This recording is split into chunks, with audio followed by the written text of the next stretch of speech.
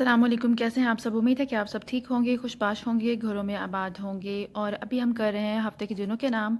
जिस तरह हमने गिनती की है उसी तरह बाकी सारी गिनती आएगी। बस हफ्ते का दिन और जो जुमा का दिन है वो चेंज है, बाकी गिनती लिखेंगे। आपको मैं समझा देती हूँ कैसे।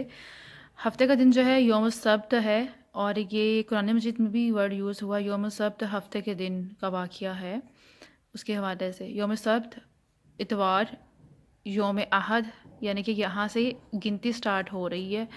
यौम अहद, यौम सनीन, यौम सलासा, यौमुल अरबा, यौमुल खमीस, यौमुल जमात।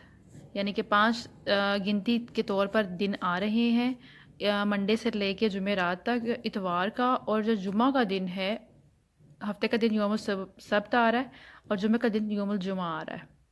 क्लियर हो गया आपको? उम्मीद है आपको वीडियो पसंद आई होगी। अपना बहुत ख्याल रखिएगा, दुआओं में याद रखिएगा। फ़ी अमानिल्लाह।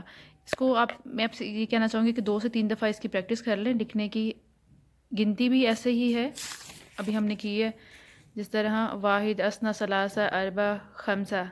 तो यहाँ पे भी ऐसे ही है। यौमुल अहद, असनीन, सलासा, अरबा, खमीस।